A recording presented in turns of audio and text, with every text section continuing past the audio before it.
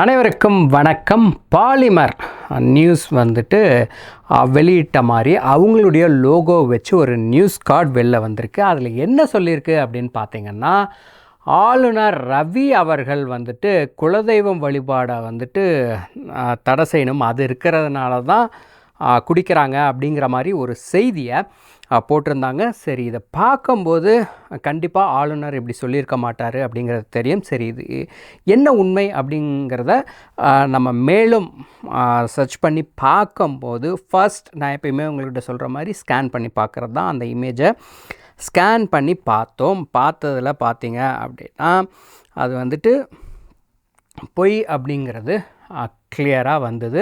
Scan பண்ணும்போது யார் அதை போஸ்ட் பண்ணியிருக்காங்க அப்படிங்கிறது தெரியும். பாலிமர் நியூஸ் போஸ்ட் பண்ணியிருந்தாங்கன்னா அவங்க பேஜில் இருக்கும். இது வந்துட்டு அவங்க பண்ணலை, அதுக்கு மறுப்பும் தெரிவிச்சிருக்காங்க பாலிமர் அவங்களுடைய எக்ஸ் தளத்தில். அஃபீஷியல் பாலிமர் நியூஸ் பேஜில் இது ஃபேக் அப்படின்னு போட்டிருக்காங்க. சரி, இது போஸ்ட் பண்ணது ஸ்கேன் பண்ணும்போது நம்ம யார் போஸ்ட் பண்ணாங்க அப்படின்னு தெரியும்னு சொன்னாங்க இல்லையா, எக்ஸ் தளத்தில் கருப்பு மன்னன் அப்படிங்கிற ஒரு ஐடி நேமில் இது போஸ்ட் ஆகிருக்கு. ஓட் ஃபார் டிஎம்கே அப்படின்னு டிஎம்கே ஃப்ளாகோடு இருக்குது, பார்த்தீங்கன்னா தெரியும்.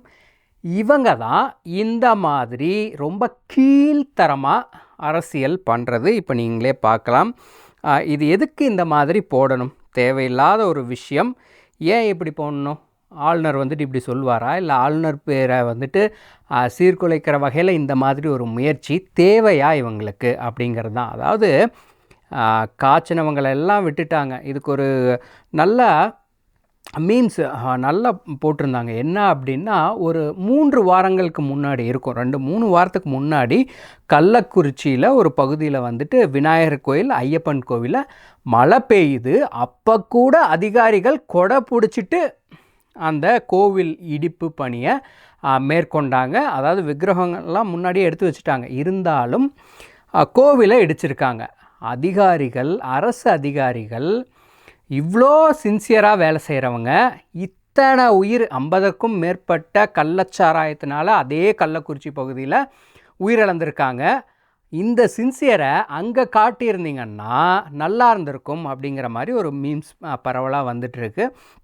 அது ரொம்ப ஏற்புடையதான ஒரு கரெக்டான ஒரு விஷயந்தான். அதனால் விநாயகர் கோவிலையும் இந்து கோவில்களையும் அடையாளங்களையும் இடித்து தள்ளுறதுல இருக்கிற ஒரு முன்னெடுப்பு அரசுக்கு மக்கள் மேலே இல்லை அப்படிங்கிறது தான் நல்ல தெளிவாக நமக்கு தெரிய வருது. அதனால் ஆளுநர் குலதெய்வ வழிபாட்டை தடை செய்ய வேண்டும் அப்படின்னு ஒருபோதும் சொல்லலை. பாலிமர் நியூஸும் இது ஃபேக்னு ஆஃபிஷியலாக பதிவு பண்ணிட்டாங்க. இதை பரப்புனது கருப்பு மன்னன் அப்படிங்கிற ஒரு ஐடி.